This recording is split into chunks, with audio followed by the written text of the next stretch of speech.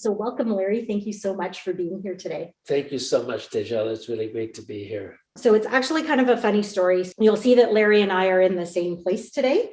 So we're at my home, and we've been trying to get together in person for many, many months now, probably since the beginning of the pandemic, and has not happened. COVID has not allowed that to happen. So it took this event to make that happen. But we've both done rapid tests, which are negative, and we're excited to be in the same space tonight.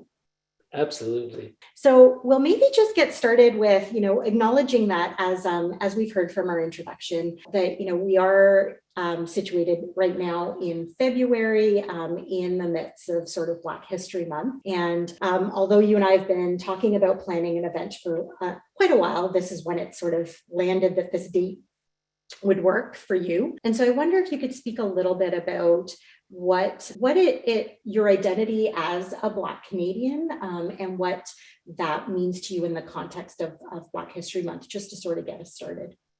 Well, Black History Month means a great deal to me. I guess first and foremost, because it's so much rooted in my own family history. My father was an African American and my mother was a white civil rights activist. They met and married in the South in DC in 1953, at a time when it was still impossible and illegal mostly to be interracially married in the States, and certainly in the South. So they came to Toronto the day after they married. And my father was doing his PhD at the University of Toronto in sociology. And they quickly had 3 children, my brother Dan and me and my sister Karen. We grew up in Toronto in the early 1960s. In a suburb called Don Mills. It was kind of weird because we had this Black family, at least on my father's side, and that was the family we were connected to, as my mother's side mostly wrote us off when she married a Black man. So we had this Black family, but they were mostly in the States, and the suburb we were living in was pretty well entirely white at the time. But my parents were right down there in the trenches, fighting for the enactment of human rights legislation in Ontario and creating the Ontario Black History Society, and among the first to publicly celebrate Black History Month. This was back in 1980 when they co-founded the society. And I was volunteering as a child for the Ontario Black History Society and sort of recording the oral histories of elderly Black people, in their home, because so little of that history has been recorded. So it has great family meaning, but it has sort of political meaning for me too. I still can't get over the fact that if you talk to the average 15-year-old in Whitehorse or Winnipeg or Toronto or Montreal, St. John's, they will know something about Martin Luther King and Malcolm X and Rosa Parks. They would have heard of American slavery. They would have heard of the civil rights movement in the States. They would have heard about the Civil War and the abolition of slavery. And chances are that those same people who could at least tell you a few lines about Black history in the States could tell you nothing about these same events unfolding in Canada. And it's still the case. And most Canadians are still kind of happily oblivious to the struggles and the triumphs, of Black people who've been here for over 400 years, just as long as we've been in the States, we've been in Canada. So it means a great deal to me because, it's not just Black history, but it's Canadian history. And we have happily treated it mostly as if it weren't there. Yeah, it's an interesting kind of viewpoint that you bring in terms of we know so much more about what happens south of the border. And I think through a lot of my learning and unlearning over the last several years, I've been able to sort of see that pretty gruesome history within Canada of the ways in which Black individuals were treated, and as you said, continue to be treated. Yes, and I mean, I don't need to stay too long on this point because there's so many positive things too, but slavery was a fact of life in PEI, Nova Scotia, New Brunswick, Quebec, and Ontario. And it was a long and hard fight to abolish slavery, and many attempts were made before it was finally abolished, say in what was then Upper Canada and now Ontario. And so we have our own sordid and difficult history, and it's kind of like a family. If you can't openly acknowledge the warts in your own family, the troubles in your own family, how are you possibly going to move forward and address them and sort of move to a better place? And in Canada too, we have to acknowledge these things, not to point fingers and make people feel bad, but to know who we are and where we've been so we can work together better and create a better future. So yeah, just going back, I think the idea of focusing on the positive is a really important one. And I know in a lot of the conversations we've been having in planning events for Black History Month, it's been sort of a balance of wanting to help people to recognize the history and the wrongs, and at the same time, be able to acknowledge and celebrate Black excellence and make sure that it's not all deficit-based, but to celebrate the strengths and the resiliency of Black individuals, particularly Black Canadians as well. Absolutely. So to that effect, if I could just ask, it sounds like you talked a little bit about being younger and recording the stories of talking to elders and kind of sharing their narratives. So was writing something that came early, or storytelling? Was that sort of something that you were drawn to very early? I was drawn to it very early because we have this paradox, because the typical Black immigrant family, speaking from my own experience, the parents, they do not want to see their kids become artists. There is a lot of pressure. Those parents who've come to Canada from other places, especially if they're racialized, they're looking for doctors and lawyers, engineers. Yep. I was going to say, I could concur. That is my family history as well. And where I'm a prof at University of Guelph, like most of the Black students, undergrads that I meet are definitely in the sciences. There are very few Black students that I meet who are taking, say, creative writing, which I teach, at the university. It's a challenge to, on one hand, overcome that parental objection, that economic concern, that kind of economic conservatism, and say, no, I don't want to be an architect. I feel like exploring my muse, as a writer. That's a hard thing to do. But on the other hand, all the joy of language was percolating in my childhood, and it definitely set me on this path. I think one of the things that most turned me on to expression and to writing was watching my father slide across the register of human expression. He had a PhD in sociology, so he talked about deviant behavior and Emile Durkheim and everything. So he could talk like a sociologist straight out of university, but he also could go straight into sort of down-home Black speak, that he had grown up with, in the States, and that I was frequently into. And sometimes in the same sentence, he'd go from sounding like a guy with a PhD to a person on the street just trash talking. And it was fascinating to watch him slide around like this. And it really entranced me about the possibilities of language. He would hoop and holler and play. He told wild stories. He could mimic people, mimic animals when he told bedtime stories. So he trash talked tennis players on the TV screen, but in a really colorful way. And so he excited me about the possibilities of language play. And my mother read to us kind of nonsense poetry and very exuberant, silly, playful, absurd poetry as children. And that turned us on too. So all this kind of language play at home got me going. And then my dad made me write letters for the things I wanted. And because he gave me the things I wanted, that really made me a writer, because I could see that if I wrote a good it was going to letter, get you what you wanted. Right? Exactly. Yeah. So it's a good way to learn how to write, to persuade somebody that you deserve to have that pair of Adidas Ron running shoes. Yeah, it's interesting. I grew up in a family where we spoke a blend of 3 languages. So my family origin is from India, but my mother and her family actually lived in Uganda. And so her family also spoke a bit of Swahili. And so in my house, growing up as a child, we spoke a blend of Gujarati, Swahili, and English. And similar to what you're saying, it would be a sentence that had all of those things. And you knew when your parent was mad at you because of the language they were using. So that's sort of the experience I had of language growing up. But and some of your family were among those that Idi Amin expelled from Uganda in 1972. Yeah. So my mom and her family were expelled by Idi Amin during that time. And so they fled as refugees to England and then eventually made their way to Canada. So a legacy of sort of immigrant and refugee in my family history as well. That was one of Canada's better moments. We've had some pretty bad moments too, but that was one of our better moments in terms of receiving refugees, because we did welcome a lot of Ugandan Asians who had been expelled and deported by Idi Amin. And in 73, a year after the deportation, I was working as a 16-year-old student at the Pearson Airport. And every day when I went to work, I'd see Ugandan Asians waiting to be processed at the airport. It really drew me in a visceral way to global politics, made me think and care and learn more about what had happened to these people. And it was really a way to confront in a tangible way on a daily basis at work, me and to seeing these people arriving as refugees in Canada. And I, as someone who's read a lot of your books, I think I can see some of that passion and sort of experiences play out in your work. So particularly when you talk about those experiences, I wonder, did that influence your writing in, say, a book like The Illegal or Book of Negros, maybe? Absolutely. And another thing really got me interested in the plight of refugees, whether they were documented or undocumented. My beloved sister Karen, who died about 8 years ago, she lived for about 10 years in Berlin as a young woman just after university. Really, she lived through most of the 80s in what was then West Berlin. Mm-hmm. And she fell in love with this Sudanese man who had come through the Berlin Wall. And of course, in Germany at the time, if you tried to get over the Berlin Wall and you were European, you'd be shot to death. Yeah. But they'd let Africans through, like, please don't stay here in East Germany, just keep on moving.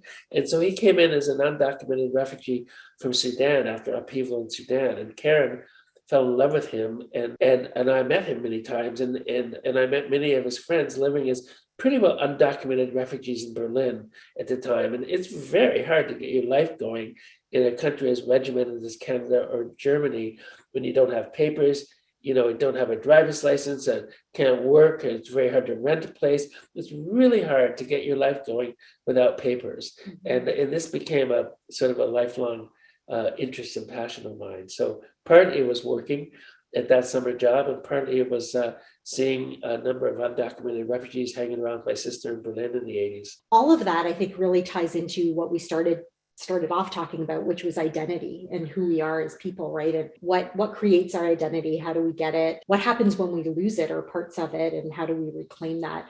And that's a theme that I think you explore a bit in Beatrice and Croc Harry as well, right? It is. And I realized that I might have skipped over a key part of your question, which I should answer just for a second before I get into Beatrice and Croc Harry. And that is, you asked me to tell me a bit about my identity. And I explained that my father was an African-American, my mother was white. They married, they came to Canada.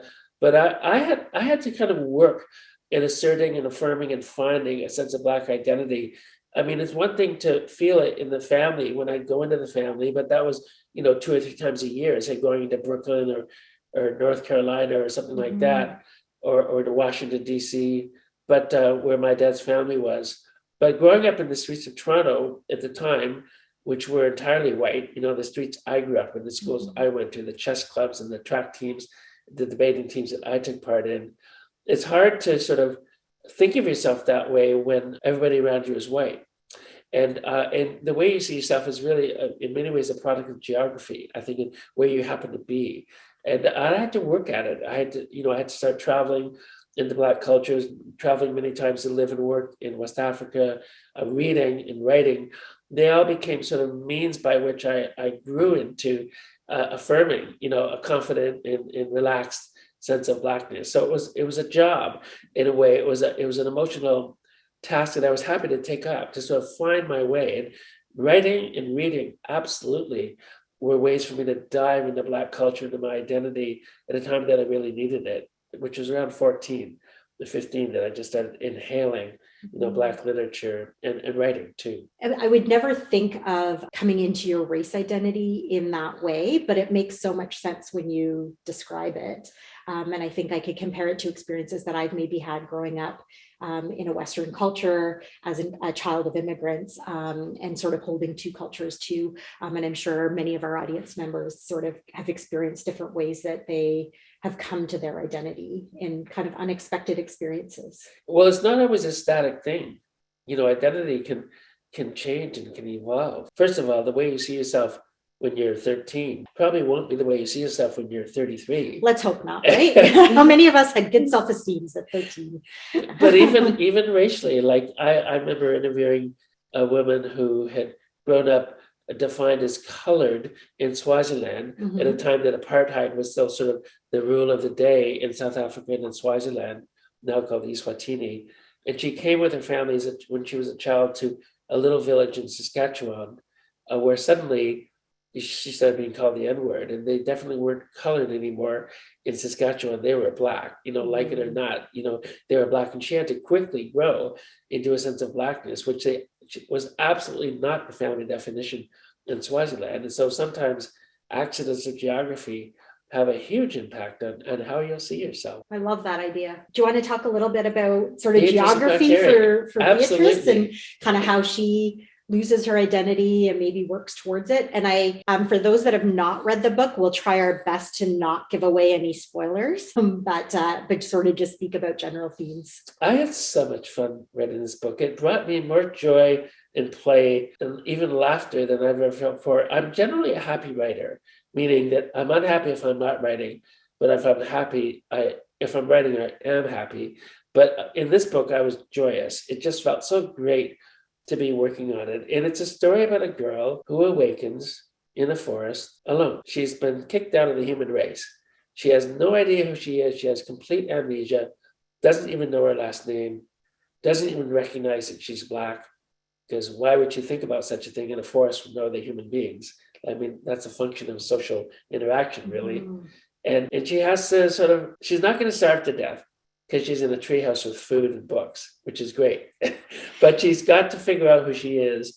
And she desperately wants to find out why she's been kicked out of humanity and where people are, and if she can get out of this massive forest. And her journey is a journey not so much of physical survival, but of emotional reconstruction. Who am I? What is my identity? Do I have a mother? Do I have a last name?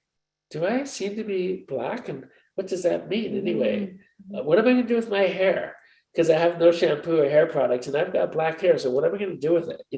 And so she really has to embark on a journey to reconstruct a shattered identity. And in doing so, she descends from this treehouse and quickly runs into a fast-talking 69-toothed, 700-pound crocodile named Harry, who wants to lure her with sweet words and then perhaps have her for breakfast. And so she's got to deal with this predator and form a testy relationship with him. And then together, once they've gotten over the hump of will he or won't he eat her for breakfast, they can kind of work together to try to find out just exactly who she is and who he is and what has brought them into this forest. And so it's a journey story. It's a story towards identity. And it's really it's an allegory about the aftershocks of the transatlantic slave trade. Those words never crop up in the book, but just as people's memory and awareness of their past was erased by dint of being hauled across the ocean and divorced from their cultures, Beatrice's memory has also been erased through no fault of her own and through something to do with violence that we don't quite understand, that she doesn't quite understand. She's been kicked out of humanity and she wants back, but she doesn't know where it is. She doesn't even know what year it is. So it was the first time I'd written for children, and that was a load of fun too. And it, as an adult, it was a fun book to read, even though it was written for children. And I was fascinated by the relationship between Beatrice and Croc Harry, right? So these two almost natural enemies, like humans and crocodiles, who would have thought that somehow developed this friendship that is mutual and helps both of them and fulfills sort of a role for both of them. And I wonder if you could speak a little bit to your thoughts in kind of that relationship and Yeah. Well, the story took root actually years ago, about 15 years ago, and my own youngest daughter, the youngest of 5 children, Beatrice, came into my life, and she came into my life when she was 3 years old with my wife, Miranda. And I went to bond with her. And it's not a given. Like when a child just walks into your life at the age of 3, it's not a given that you're suddenly going to love each other and form a father-daughter relationship. That's what I wanted. And so I started telling her stories because, well, that was one good way to establish a relationship. And the trick to telling a child a bedtime story is to make the protagonist like the child. A little bigger, a little smarter, a little more worldly, somebody the child can look up to in a little more danger, a little more audacious. And so in the story, there was a fictional Beatrice who was always fending off a crocodile, who was always almost eaten. But every night she'd find a way to outfox a crocodile just before she was devoured. Or even if she was swallowed by the crocodile, she'd find a way out before she was devoured by stomach acid. And so Beatrice, my daughter, loved these stories. And so she made me promise that one day I'd turn them into a novel and dedicate it to her. And it took me 15 years, but I finally have. I think that, people who are in positions of vulnerability, who maybe been hauled across the ocean, in chains and become enslaved, they have to work very hard to survive, and they have to befriend and convert predators, into ally. You move into a dangerous, hostile world, and you have to find people who will help you survive, even when that's not easy or a given. And so I love the idea that Beatrice's first kind of encounter in a relationship is with a massive predator, and she's got to convert that predator into an ally. Many of us have to do things like that in our lives. So I feel it's quite real, even though it's also happily preposterous. Yeah. Just as you were talking there, I started to think about the parallels. Certainly when I read the book, I didn't think about it representing the transatlantic passage or voyage and loss of that piece of identity. But now as you speak about this, I could kind of see the parallels to Book of Negros. And that same sort of relationship that develops with Aminata and Shakura, her husband, who is her captor originally. Yes, that's true. And Aminata in the novel, in the Book of Negros, is also about 11 or 12. Just she's maybe a year or so older than Beatrice is in Beatrice and Quackery, because Aminata in the novel is just beginning to menstruate and entering into her body, transforming into being a young woman. She is hauled across the ocean and is divorced from her past completely, but she knows where she comes from, and she always wants to go back. Whereas Beatrice has no idea where she's come from. She's like the child of one of those people. She has no idea where she comes from, and she's got to find out what her identity is. And yes, Aminata has to work very hard in the Book of Negros to create allies, including to create a relationship with a person who was involved in enslaving her in the first place. It is interesting, I think, that thinking about this idea of allyship, and like you mentioned, this is something that we experience in our day-to-day lives every single day, and a term I think that's gotten a lot more sort of attention in the last maybe year or two, particularly as the importance around thinking about the ways in which we interact in our relationships with each other and power differentials has sort of become more forefront. And is that something that you were hoping to highlight through this book or other works that you've maybe put out? To highlight sort of it, to examine or dramatize the ways in which people relate and the power relationships and maybe this idea of allyship as we think about it with race, but also it could, I think, be allyship with other sort of equity deserving identities as well, right? Absolutely. And those that have power and those that don't. Yes, and it lends itself well to drama, because the key element of drama, certainly of any good novel, is that somebody's got to be knocked terribly off balance. And the novel involves watching them squirm to try to regain their equilibrium, which is lost. And so, there's no story unless you're sort of in hell or trying to climb out of it. Otherwise, there's no story, let's face it. And if you're having a good time, well, that's great, but there's no story there. And so you've got to be knocked off balance. And generally speaking, a main character, in a novel has to meet somebody who's at least as powerful or more powerful, who poses a big problem, who's an antagonist. And if they're not powerful, then there's no story. And so that the person you love, the person you root for in the film, in the novel, has to meet an antagonist who's probably more powerful. And that's the nature of drama. And that's because we root for that person. We want them to survive, even though we know it's going to be difficult. So yeah, I think that fiction and art lends itself to exploring these issues of power imbalances in social injustice. And generally speaking, I like to sort of try to select a character who has a lot to lose, because if my character is really on the receiving end of trouble, then I think the reader can identify more with them. And because they want so much to see that person survive and to thrive and to be resilient and go on. And so I look for somebody who's got a lot to lose. And that's going to be the character that I go with as a protagonist. Somebody who's got a lot to lose. Yeah, and certainly if I'm trying to think back to most of your protagonists, I could see that for sure. So does it feel like that the character for Beatrice, it sounded like, this was based on Bea, your daughter, and kind of your relationship. Does it feel like you have a character formed when you start writing, or is sort of just getting into that writing process a little bit? Like, do you usually have a character and then you're writing a story around them, or, do you have a story and then the character comes? I usually have like a really vibrant personality trait or two that I'm excited by and I find very attractive. Like Beatrice, she doesn't know anybody and she's been abandoned, but she loves herself and she loves the way she looks. She's proud of her blackness. She likes her hair. She doesn't quite know what to do with it, but she likes it. She's playing around and trying to find a way to work with her hair in the forest. She finally comes upon crushed avocado because she doesn't have any of the normal products like coconut oil or something. And so she crushes up an avocado to use that to sort of work through her hair a little bit. But she loves herself. And I didn't when I was a boy. You know, I grew up receiving all sorts of messages about my ugliness and how blackness was something in me to be suppressed.